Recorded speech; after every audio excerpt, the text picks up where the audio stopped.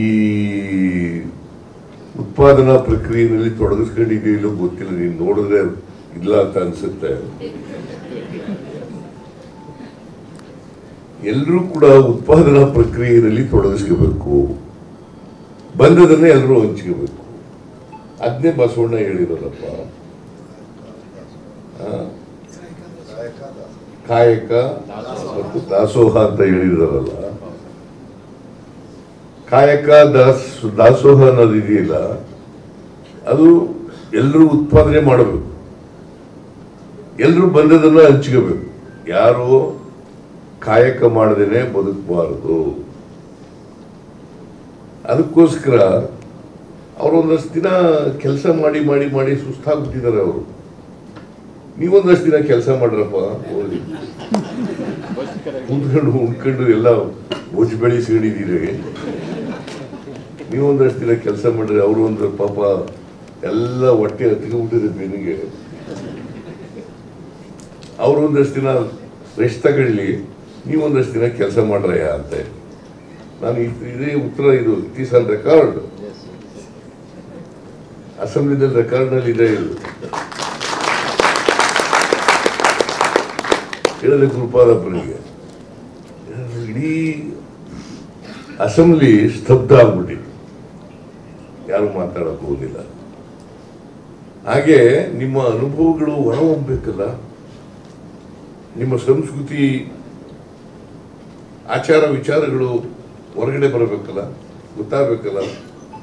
ಅದಕ್ಕೋಸ್ಕರ ಎಲ್ಲರೂ ಕೂಡ ಸಾಹಿತ್ಯ ಕ್ಷೇತ್ರದಲ್ಲೂ ಕೂಡ ಖುಷಿ ಮಾಡ್ತಕ್ಕಂಥದ್ದು ಎಲ್ಲ ಜಾತಿಯವರು ಕೂಡ ಮಾಡಬೇಕು. ಬರೀ ಕುರುಬರ ಜಾತಿ ಅಲ್ಲ, ಎಲ್ಲ ಜಾತಿಯವರು ಮಾಡಬೇಕು. ಯಾಕೆಂದ್ರೆ ಈಗ ನಿಮಗೆಲ್ಲ ಏನಂತ ಹೇಳ್ತಿದ್ರು, ಈ ಸಂಸ್ಕೃತ ಕಲ್ತರೆ ನಿಮ್ಮ ಕಾಯಿಸಿದ ಶೀಸ ಉಯ್ಬೇಕು ಇಲ್ಲಿ ಅಂತ ಹೇಳ್ತಿದ್ರು ಕಿವಿಗೆ, ಅಲ್ವಾ?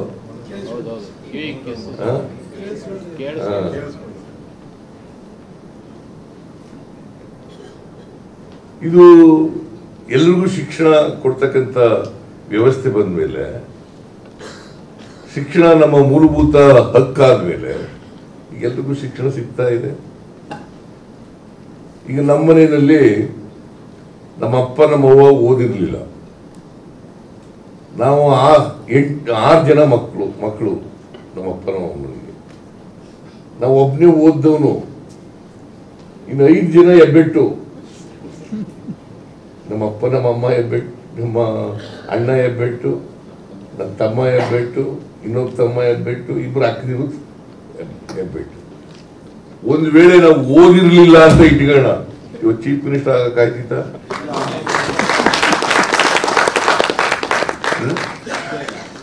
ಆಗ್ತಿತ್ತ? ನಿಮ್ಗೆಲ್ಲ ಅವಕಾಶ ಸಿಕ್ಕಿದೆ, ವಿದ್ಯಾವಂತರಾಗಿದ್ದೀರಿ. ನಿಮ್ಮ ಅನುಭವಗಳನ್ನ ಬರೀರಿ. ಯಾವುದೇ ವೃತ್ತಿ ಇದೆಯಲ್ಲ, ಯಾರ ಪಿತ್ರಾರ್ಜಿತ ಸ್ವತ್ತಲ್ಲ. ಪ್ರತಿಭೆ ಅನ್ನೋದು ಇದೆಯಲ್ಲ, ಯಾರ ಸ್ವತ್ತಲ್ಲ. ಎಲ್ಲರಿಗೂ ಪ್ರತಿಭೆ ಇರ್ತದೆ. ಆ ಸೂಕ್ತವಾಗಿರ್ತಕ್ಕಂಥ ಪ್ರತಿಭೆಯನ್ನ ಅಳಿಸ್ತಕ್ಕಂಥ ವ್ಯವಸ್ಥೆಯನ್ನ ನಿರ್ಮಾಣ ಮಾಡ್ಕೊಳ್ತಕ್ಕಂಥ ಅವಕಾಶಗಳನ್ನು ನಿರ್ಮಾಣ ಮಾಡ್ತಕ್ಕಂಥದ್ದು ಇದೆಯಲ್ಲ, ಅದೇ ವಿದ್ಯೆ ಮತ್ತು ಜ್ಞಾನ. ನೀವು ಜ್ಞಾನ ಹೆಂಗಿರ್ಬೇಕಪ್ಪ ಅಂತಂದ್ರೆ ವೈಜ್ಞಾನಿಕವಾಗಿರ್ಬೇಕು ಮತ್ತು ವೈಚಾರಿಕವಾಗಿರ್ಬೇಕು. ವೈಜ್ಞಾನಿಕವಾಗಿರ್ಬೇಕು. ನಮ್ಮಲ್ಲಿ ಜಯಂತ್ ಪಟೇಲ್ ಹೇಳ್ತಿದ್ರು, ಒಂದ್ಸಾರಿ ರಾಮಕೃಷ್ಣ ಹೆಗ್ಡೆ ಅವ್ರನ್ನ ವಿ ರಾಚಯ್ಯನವರು ಹೊಗಳ್ತಾ ಇದ್ರು. ಒಂದು ಲೆಜಿಸ್ಲೇಚರ್ ಪಾರ್ಟಿ ಮೀಟಿಂಗ್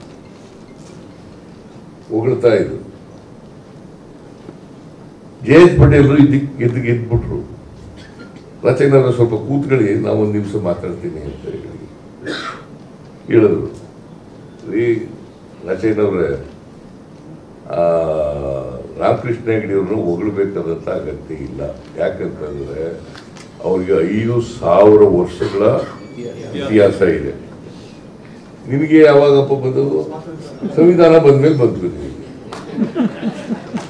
ನನಗೆ ಬಸವಣ್ಣ ಬಂದಾಗಲೇ ಬಂತು 800 ವರ್ಷಗಳ ಹಿಂದೆ.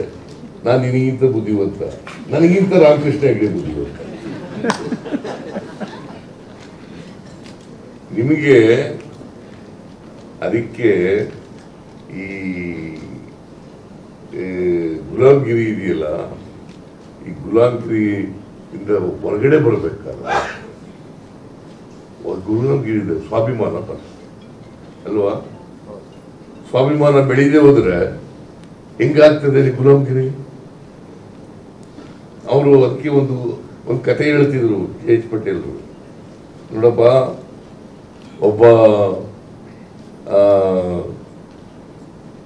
ಶ್ರೀಮಂತ ದಲಿತ ವರ್ಗದಲ್ಲಿ ಹುಟ್ಟಿ ಶ್ರೀಮಂತನಾದರೆ ಅವನ ಮೇಲ್ಜಾತಿಯವರು ಏನಂತ ಕರೀತಾರೆ? ಪರಾಯ ಅಂತ ಕರೀತಾರೆ. ಅದೇ ಒಬ್ಬ ಅಡುಗೆ ಮಾಡೋನು ಮೇಲ್ಜಾತಿ ಬಂದ್ರೆ ಬನ್ನಿ ಸ್ವಾಮಿ, ಬುದ್ಧಿ ಸ್ವಾಮಿ, ಸ್ವಾಮಿ ಬುದ್ಧಿ ಅಂತ ಕರಿತೀವಿ.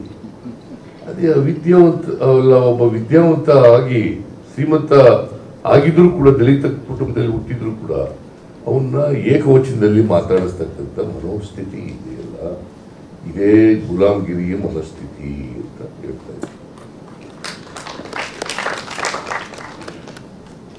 ಅದಕ್ಕೋಸ್ಕರ ಈ ಗುಲಾಮ್ಗಿರಿ ಮನಸ್ಥಿತಿಯಿಂದ ಈಚೆ ಬರಬೇಕಲ್ಲ.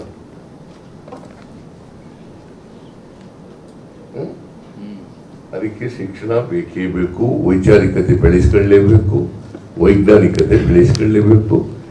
ಎಲ್ಲಿಗಿಂತ ಮುಖ್ಯವಾಗಿ ಸತ್ಯವನ್ನ ಪ್ರತಿಪಾದನೆ ಮಾಡತಕ್ಕಂಥ ಛಾತಿಯನ್ನ ಬೆಳೆಸ್ಕೊಳ್ತಕ್ಕಂಥದ್ದು ಅತ್ಯಂತ. ಅವ್ರೇನು ಅನ್ಕೊಂಡಿದಾರೋ, ಇವ್ರೇನು ಅನ್ಕೊಂಡಿದಾರೋ ಅಂತ ಆ ಭಯ ಇದೆಯಲ್ಲ, ಆ ಭಯ ಹೋಗ್ಬೇಕಾದ್ರೆ ನಿಮಗೆ ಶಿಕ್ಷಣ, ಜ್ಞಾನ ಇಲ್ಲೇ, ಸ್ವಾಭಿಮಾನ ಇಲ್ಲೇ. ಅದನ್ನ ಚರ್ಚೆ ಮಾಡಿ. ಈ ಜಾತಿಯಿಂದ ಬಹಳ ಜನ ಹೇಳ್ತಾರೆ, ಲೋಕಿಯ ಹೇಳ್ತಾ ಇದ್ರು ಏನಂತ ಅಂತಂದ್ರೆ,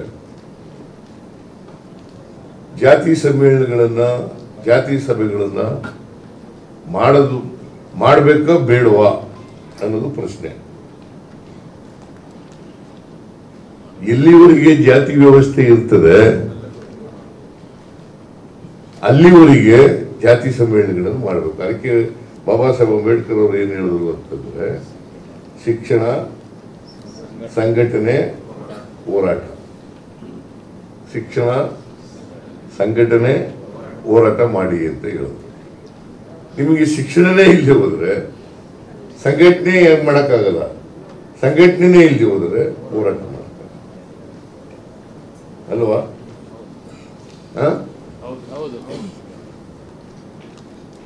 ಆಮೇಲೆ ಯಾರು ಒಬ್ಬ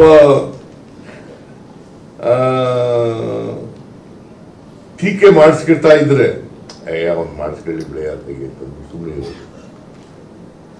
ಯಾರು ಬೈದ್ರೆ ಅವನ್ ತಾನೇ ಬೈದದು, ಬಯಸ್ಕೊಳ್ಳಿ ಬಿಡಿ. ಸಿದ್ದರಾಮಯ್ಯ ತಾನೇ ಬೈದದು, ಬಯಸ್ಕೊಳ್ಳಿ ಬಿಡಿ. ಸತ್ಯ ಹೇಳ್ಬೇಕಲ್ಲ.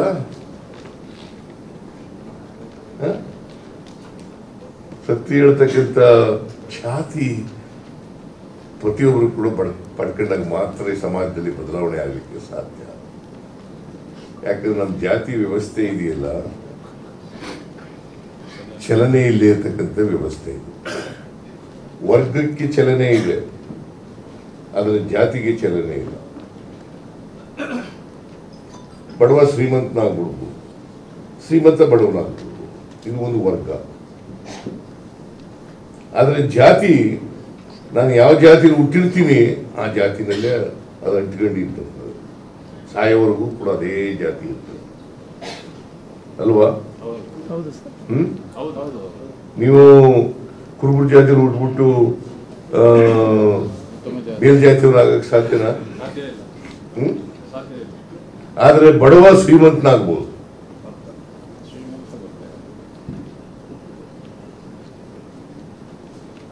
ಒಬ್ಬ ದಲಿತ ಜಾತಿಯಲ್ಲಿ ಹುಟ್ಟಿದವನು ಬ್ರಾಹ್ಮಣ ಆಗ್ಲಿಕ್ಕೆ ಸಾಧ್ಯನಾ? ಅದಕ್ಕೆ ನಮ್ಮ ಜಾತಿ ವ್ಯವಸ್ಥೆ ಇದೆಯಲ್ಲ, ಅದು ನಿಂತು ನೀರಿದ್ದಾಗಿ, ಚಲನೆ ಇಲ್ಲ. ಅದಕ್ಕೆ ಚಲನೆ ಸಿಕ್ಬೇಕಾದ್ರೆ ಆರ್ಥಿಕ ಚಟುವಟಿಕೆಗಳು ಇದ್ದಾಗ ಮಾತ್ರ ಚಲನೆ ಸಿಕ್ಕದು. ಆರ್ಥಿಕ ಚಲನೆಗಳು ಸಿಕ್ಕಿದಾಗ ಮಾತ್ರ ಚಲನೆ ಸಿಕ್ಬೇಕಾದ್ರೆ ಆರ್ಥಿಕ ಚಟುವಟಿಕೆಗಳು ಪ್ರತಿ ಜಾತಿನಲ್ಲೂ ಬರ್ತದೆ. ಅದು ಬರಬೇಕಾದ್ರೆ ಸುಮ್ಮನೆ ಬರ್ತದ?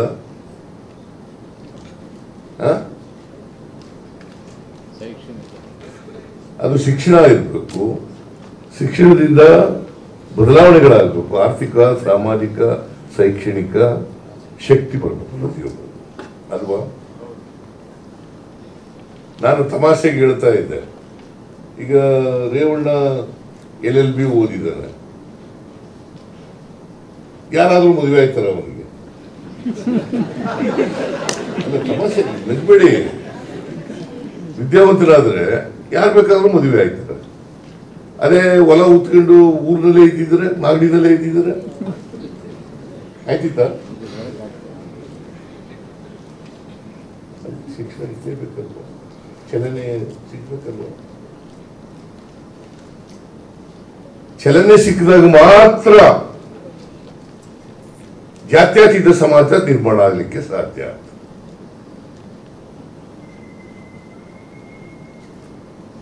ಅದಕ್ಕೆ ಬಸವಣ್ಣವರು ಆ ಕಾಲದಲ್ಲೇನೆ ಅನುಭವ ಮಂಟಪ ಮಾಡಿದ್ರು. 850 ವರ್ಷಗಳಿಂದ 12ನೇ ಶತಮಾನದಲ್ಲಿ ಅನುಭವ ಮಂಟಪ ಮಾಡಿ ಇವತ್ತೇನು ನೀವು ಚರ್ಚೆ ಮಾಡಕ್ ಸೇರಿದ್ದೀರಿ ಅದನ್ನ ಅವತ್ತೇ ಮಾಡ್ತಾ ಇದ್ರು. ಅವತ್ತೇ ಪಾರ್ಲಿಮೆಂಟು, ಅಸೆಂಬ್ಲಿ, ಕೌನ್ಸಿಲ್ಗಳು ಪ್ರಾರಂಭ ಆಗಿದ್ದು. ಪ್ರಜಾಪ್ರಭುತ್ವ ಅವತ್ತೇ ಪ್ರಾರಂಭ ಆಗಿತ್ತು. ಚರ್ಚೆ ಮಾಡಬೇಕಲ್ಲ, ಚರ್ಚೆ ಮಾಡಿ ಸಮಸ್ಯೆಗಳಿಗೆ ಪರಿಹಾರ ಹುಡುಕ್ಬೇಕಲ್ಲ, ಮತ್ತೆ ಪರಿಹಾರ ಆಗ್ಬೇಕಾದ್ರೆ ಜಾರಿ ಆಗ್ಬೇಕು. ಅದಕ್ಕೆ ಬಸವಾದಿ ಶರಣರನ್ನ ನಾವು ನುಡಿದಂತೆ ನಡೆದರು ಅಂತ ಕರಿತೀವಿ.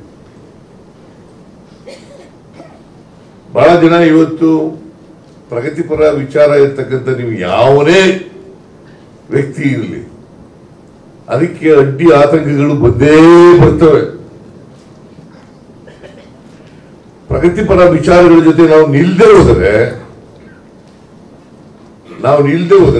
ಅವ್ನು ಮಾಡ್ಕೊಂಡ್ಲಿ ಬಿಡಪ್ಪ, ನಮ್ಗೆ ಯಾಕೆ ಇದು ಸವಾಸನೆ ಬೇಡ ಇದು ಅಂತ ಇದು ಬಿಟ್ಟರೆ ಪ್ರಗತಿಪರ ವಿಚಾರಗಳು ಅವು ಜಯವನ್ನ ಕಾಣಲಿಕ್ಕೆ ಸಾಧ್ಯನೇ ಇಲ್ಲ.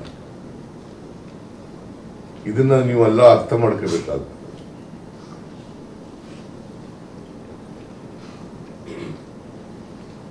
ಈಗ ಸಾಹಿತಿಗಳು ಈ ಕಾಲದಲ್ಲಿ ಇರಲಿಲ್ಲ, ಬಹಳ ಹಿಂದೆನೇ ಇದ್ರು, ಓದ್ಕೊಂಡಿದ್ರು, ಅವಕಾಶಗಳು ಸಿಕ್ಕಿದ್ದಾಗ ಓದ್ಕೊಂಡಿದ್ರು.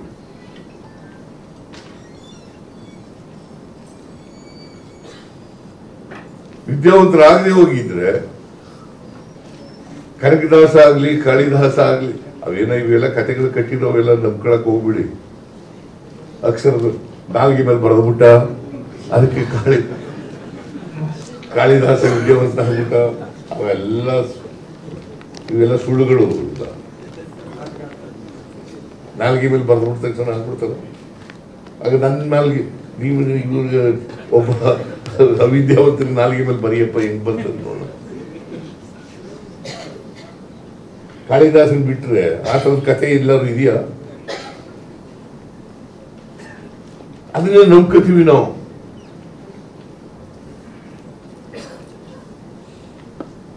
ಈಗ ವಾಲ್ಮೀಕಿ ರಾಮಾಯಣ ಬರೆದಿದ್ದಾರೆ. ಯಾರು? ವಾಲ್ಮೀಕಿ ರಾಮಾಯಣ ಬರೆದ್ರು. ಅವನೊಬ್ಬ ಎಂತಿದ್ರು, ದಾರಿ ಹೋಗ್ ತಲೆ ಹೊಡೆಯವನಾಗಿದ್ದ, ದರೋಡೆಕೋರ ಅಂತ ಹೇಳ್ಬಿಡು. ದರೋಡೆಕೋರ ಬರೆಯಕ್ಕಾಗತ್ತ? ಅವನು ಏನ್ ದೇವ್ರು ಇದು ಮಾಡದ, ಅದಕ್ಕೆ ಹುತ್ತ ಬೆಳಕತ್ತು. ಹುತ್ತ ಅನ್ನೋದು ಕೂಡ ವಾಲ್ಮೀಕ. ಅವನು ಅದು ವಾಲ್ಮೀಕಿ ಅಂತ ಹೆಸರಾಯ್ತು ಅಂತ. ಬಟ್ ಏನು ಕಥೆಗಳು ಕಟ್ಟಿಬಿಡೋದು. ಈಗ ದಲಿತರು, ಹಿಂದುಳಿದವರು, ಶೂದ್ರ ಹೊರಗಡೆ ಇದ್ದಾರಲ್ಲ, ಅವ್ರು ಏನಾದ್ರು ಬುದ್ಧಿವಂತರಾದ್ರೆ ಅವ್ರು ಯಾಕೆ ಬುದ್ಧಿವಂತರು ಅನ್ನೋದು ಒಂದು ಕತೆ ಕಟ್ಟಿದ್ರು. ಹೆಚ್ಚಿನ ವಿಡಿಯೋಗಳಿಗೆ ಪ್ರತಿಧ್ವನಿ ಯೂಟ್ಯೂಬ್ ಚಾನೆಲ್ ಸಬ್ಸ್ಕ್ರೈಬ್ ಮಾಡಿ, ಬೆಲ್ ಐಕಾನ್ ಕ್ಲಿಕ್ ಮಾಡಿ.